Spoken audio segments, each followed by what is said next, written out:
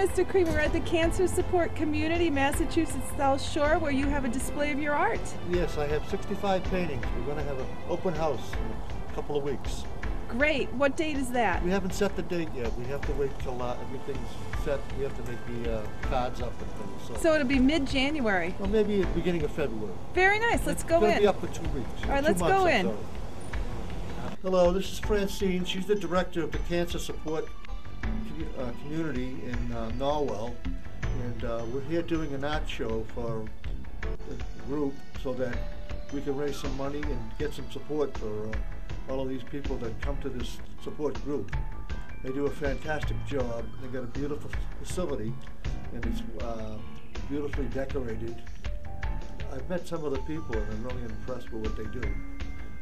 Tim is a fantastic person, and this young lady back here, Sarah is really quite helpful. Hi, Sarah. Hi. You're busy. You're too busy to do this.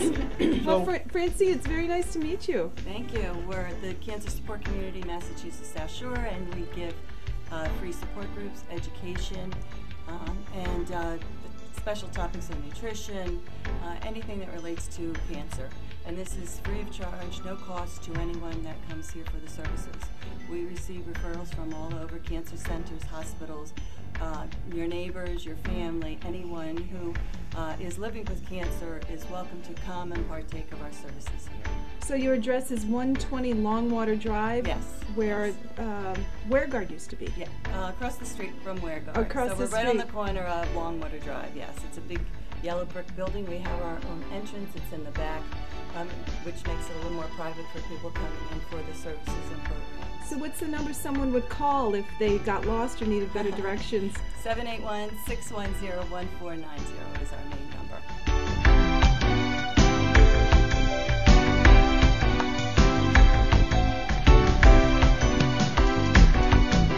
Mr. Crimi, show us some of your artwork here at the Cancer Support Community Center. All right, we have 65 paintings. This is one of my feature pieces. This Tulips and Oranges is the title. It's on my brochure that I hand out to galleries and I send to clients that have bought my work.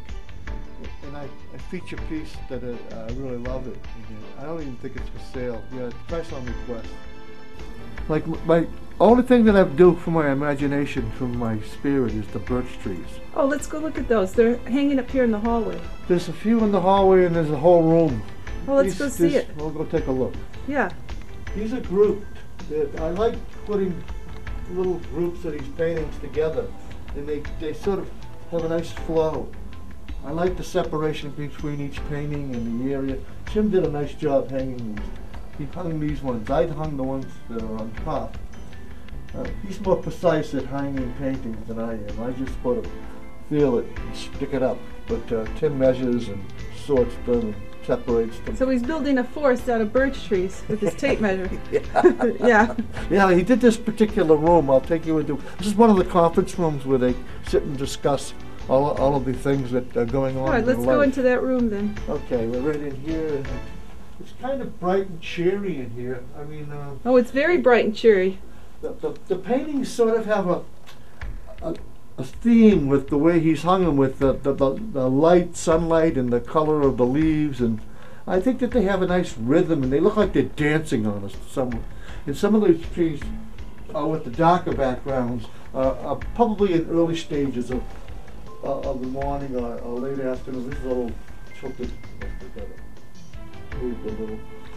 And so as they go around the room, they have that nice, quiet, tranquil feeling. The black and white ones are my favorite, believe it or not. I'm a printmaker and have always done prints. And so there's a couple behind you that when you get to the whole surface of the room, cycle of the room, you'll see them. Well, let's circle the room now then. We'll circle. Here we go. We can go into this This forest. was the very first one I did out of all of the birch trees. And you can see why I got excited. It was kind of, this happens to be on paper, that's why it's under glass. It's a watercolor board on paper. But there's a few of them in here. The one on the corner happens to be on paper. And then the canvases got into the act and I started doing these series. I probably wound up doing about 75 to 100 birch tree paintings I've sold about 15 to 20 of them, all different sizes. People really love birch trees. They have a quality that draws you to them. Now this room has, they do their exercising in here, the Tai Chi, and it has all ocean scenes from all different places. Most of them are Maine, but this one happens to be Hingham. This is the World's End in Hingham. This happens to be Maine. That happens to be the Spit, Scituate, the hill on the little sand lot. Now we saw these paintings hanging up in your gallery. Oh yeah, all of these paintings that are in this building for this show are from the studio. I have 65 of these paintings from the studio that I brought over, and I try to do themes. I try to bring over things that would make people feel at ease, like these rock paintings with the water. There's something about rocks and water that I find very soothing, very peaceful. And the tide coming in that one from Popham Beach, the blues, very active water. A friend of mine took that photograph, Dave Spencer, fabulous photograph, fantastic photographer. And a lot of photographs, every one of the photographs, except for this one here with the big blue, that happens to be Orleans, a beach down in Orleans. It was a photographer from Pembroke that was on the cover of the Cape Cod Life. And he lives in Pembroke. And I called him up and I asked him if I could paint it. And he said, absolutely. And I forget his name, to tell you the truth. I'm terrible on names. But I love the photograph. And the painting's kind of beautiful. It's serene. It had a niceness. And it was, to me, it had a very contemporary feeling. It sort of could have been painted as an abstract. Most people would think it was an abstract. But let's go over here and see what you have next to it. The coast. This is the coast of we're Owlhead, Maine. Where the lighthouse is up over here. And I just fell in love with this particular spot. It was really quiet morning. We usually get out real early in the morning to photograph. And so a lot of them have the misty kind of feeling. Or we get out late at night. David's fanatical about a certain time of day for photographing. And so that I've picked up on some of that throughout the years because we've been going up to Maine for years and years. I have a classmate from high school and junior high that has a house in Spruce Head, Maine, my friend Barbara Miller. And she lets me use it for a week or two every year. And it's like a gift. Oh my God. So I go around in the different areas of Maine and I take photographs and paint from the photographs, as I do in my show, Expression and Painting by Paul Crimi. The camera person, Dr. Jones, and do a great job. Yep, that's me. And you're the painter, Mr. Crimi. Yeah. That's you and me. Yeah. All right, let's look at these other ones. So we get around and there's a man on the rocks up here. I get the title of that. There he is. Man on the rocks. He's standing there looking out. And when I took that photograph, I said, oh, beautiful. I had the subject matter, the rocks, and the man. Yeah, and I always got to call it the person on the rocks, but it sounds better when the title is The Man on the Rocks. And this one here is a night photograph, and this one's early evening photograph. I love the night photograph. It has very, very tranquil, subdued feeling. It's one of my favorite paintings. This one here? This one the here, night. Yeah, the night painting. And then the early evening one beside it. I put them side by side. The three of these paintings are in the same area, Birch Beach in Maine, which is near Spruce Head, which is near Rockland, Maine. I'll give you some references. And the cloud paintings, I do a whole series of these cloud paintings, and they're just from my imagination. They're not from any specific area. Pembroke, the one beside it, is very famous. They have a very famous lighthouse in Pembroke, and a lot of people painted, but I painted this section of it from the lighthouse area looking down along the coast. And it has all these beautiful rocks and trees and flowers. I have a friend that lives in the farthest part of California along the coast, San Rafael, way up, but maybe even farther. I'm not quite sure what it is. But I was visiting him, and we took the drive from the farthest point in California to visit my son in Los Angeles. We rented a van, and we're driving along the route along the coast. And I see this right in San Jose area, on the highway. And I make him pull over, and I jump out and I take a photograph of this tree. And I paint it, and I put it on photo transfer on wood. And I've sold about 10 or 11 copies of it. And I call it the anxiety tree. You hang your anxiety on the tree. And it has that kind of feeling. Well, where are the leaves? That's what I liked about it. It didn't have any leaves. It was a naked tree in the middle of this desolate spot on a way from Northern California to Southern California.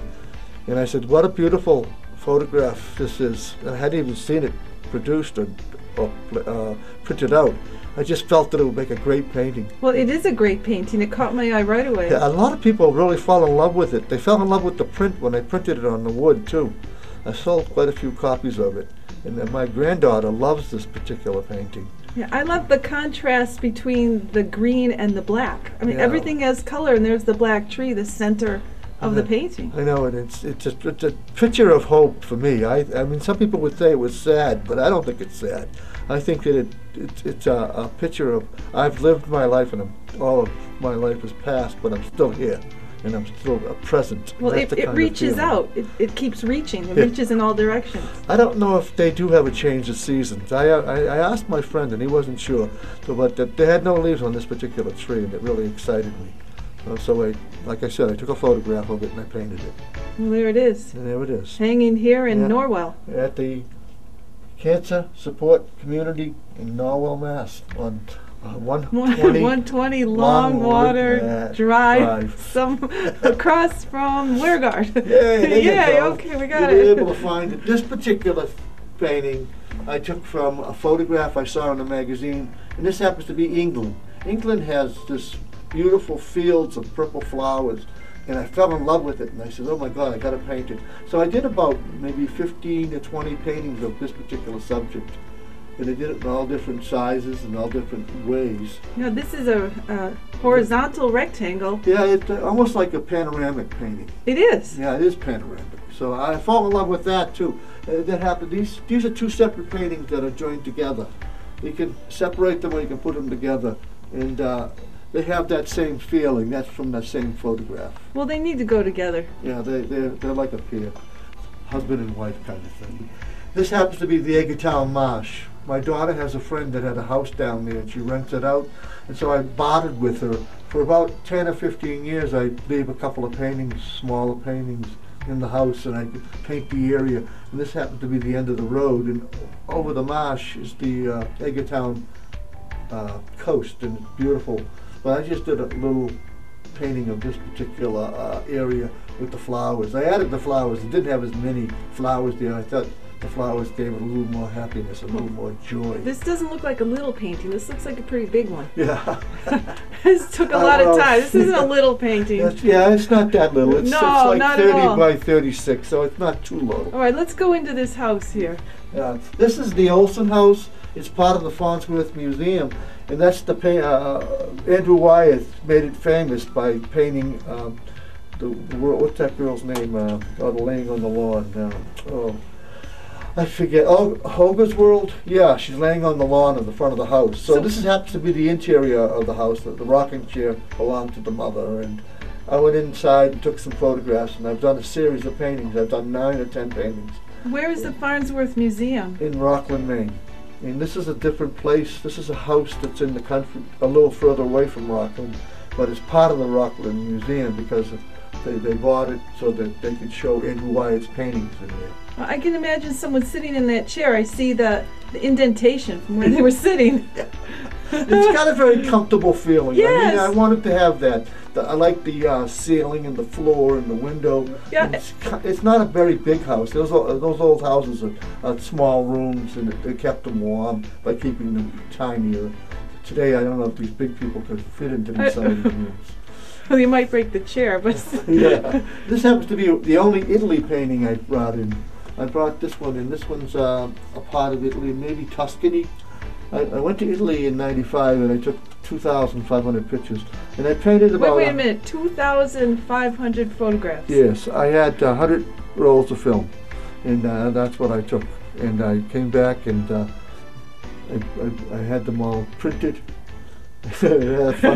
Printing them was a riot because I went into Shaw's and they had a coupon and they said you could get as many as you wanted and free film and doubles. So I wound up getting doubles. So I wound up getting 5,000 pictures, and I had to sort them out. And I invited everybody that went on the trip, and then I gave them albums of them walking and kissing and holding hands in Italy, and they really loved it. This is a picture that I painted this about 10 or 11 times. The original one I have in my son's house, and it won a major award in New York at the Audubon Society in '92. It won the Winsor Newton Award. It was the first international show that I went and participated in, and I got a prize. And so I've liked this particular design. This is a smaller version of the one my son has. Sometimes I paint it just for my own sake. Like I gave it to my son when he built his house, and I wanted a copy for myself. This is a small one. So that's flowers in front of a mirror. Yeah, it's called Purple Flowers, and pops right out. Yeah, it does. Nice reflection. Pops right out. And this one here is bottles in my studio. I have a bunch of bottles in front of the windows in my studio. There really are bottles there? Oh, there are tons of bottles there. They're quite dusty because they've been there for years. And I painted this painting because I wanted to show vessels that were all vessels, the lights coming through and all the reflections. And they were all connected to each other, that kind of a thing. It's more of a kind of that spiritual thing than it is anything else. Well, this painting's beautiful. The lot colors are beautiful. Yeah, the pastels are really nice. And I brought in some flower paintings for this particular room. I wanted a room that had a lot of flowers. And Tim, the director here, loved the purple gardens and the flowers. And of course, one from Provence with lavender garden or lavender farm. And this happens to be a vase of flowers that I love. I love the activity and dimension the flowers have and the space that they hold when they're in the vase. So this particular painting is kind of in your face, but it's nice, soft. And this is Provence. It's that place in France where they have all of those lavender farms. Gorgeous. It almost feels like a Van Gogh. I mean, I love Van Gogh's work anyways, but... so this is a flower farm? Yes, that's exactly what it is. And then they have these rows of lavender flowers. Were you there? No, it was a photograph that I picked up. I'm wondering how it smells. Oh, it must smell like heaven. It must be very soothing. I mean, lavender, they say, puts you to sleep. It's a tranquil feeling to have lavender around. Can you imagine? Instead of corn here, they have lavender there. All right, let's see. Quite happy. All right, we got a group of paintings on this particular wall. And this paintings come out of Texas. They have these purple flowers in Texas. These particular paintings come out of Texas. There's areas where they have these purple flowers. I forget the name of them. I'm trying to think. But anyways, I fell in love with the photographs that I found on the internet, and I printed them and painted this particular series. A couple of them. And they have a nice quiet feeling. They come at you. They have a lot of built up material on them, a lot of paint. It kind of works. This is a garden I saw in Norwell, in fact. It's on Pleasant Street. This man has this little house with this magnificent garden, and I've painted it quite a few times. And I photographed it. I go over there every year and he lets me walk around and I photographed it. I love the hollyhocks. And they weren't painted as a set, but when I put them together, I loved the way they felt. So we sort of stuck them side by side like this, and it really has a nice rhythm. They almost look like the flowers are dancing. Now, are they going to be sold separately or is it yes, pair? Separately, yeah. Or they could be sold as the set. You know, it all depends on the person. I would sell them separately or sell them together. Well, I don't think they want to be split up. They're the only two that are side by side. They don't want to be split up. I have But, you know, that's what happens with life. Nobody wants to be separated. Everybody wants to be joined together in some way. And that's what this painting's all about. It's a very happy garden. I'm getting happy just looking at it. That's a good thing. That's what this room is all about. Oh, this particular painting here, this is right down the street from Port Clyde in Maine, in this beautiful little lake in Lupin. And I've painted this about 5 or 6 times. My son has one of these paintings in his bedroom, and I love the quiet softness of the whole entire painting. The reflection of the trees and the flowers in the foreground. There's a lot of space in this painting, but it's very tranquil. And I've got one painting from a place in High Street in Pembroke. This particular painting is up the street from a friend of mine. It's right beside a Protestant church, or a congregational church, on High Street. And there's this barn, and this person has these beautiful passion flowers on this Swedish fence. And I've painted this about 5 or 6 times too, different angles. And I've actually made this into a print. I love the way the flowers and the fence and the barn and the trees. It has a really quiet peacefulness about it. Every time I go over there and I see those flowers, I've never seen flowers bloom like that. And they only bloom for one day and then they're gone. And they're beautiful. I don't know the name of the flowers, but I think they're passion flower hibiscus or something like that. Maybe that's it. They're hibiscus. And they really make you feel like you want to go up and touch them. It's so beautiful. I try to capture that when I painted this. It reminds me of a very early American painting, somewhat, of the wife and the husband with the pitchfork. You know, that Gothic painting. Right, that was a dentist posing as a farmer. Yes, there's a connection there. See? Right. Well, that's American Gothic. Yeah, that's what this reminds me of. American Gothic with the barn and the fence and the flowers. The same time period. Yeah, all we're missing is the farmer and the wife. That's it. So we've done the whole show. This is going to be open for 2 months. You can come in anytime. You can purchase any painting, and like I said, part of the proceeds are going to this cancer support community in Norwell on 120 Longwater Drive. In Norwell. In Norwell, across from where Weirgard used to be. It's right up the street from Zildjian, and it's in a beautiful building in a beautiful setting. The paintings look really nice. Well, yeah, the paintings look really nice. Oh, the way they hung them, they look nice. But there's something about having you describe your paintings. You're the painter, and you're explaining what you were thinking, where the scenes were. It's so much nicer than looking at them alone. Well, they have, every painting an artist has a history with. Like, even when I do my TV show, I'll talk about it, why I photographed the photograph and why I wanted to paint it, and the texture and the atmosphere and the feeling. And then it makes sense. I have a priest friend of mine who talks about my religious artwork. He says, when I explain the religious painting, it has so much depth and meaning.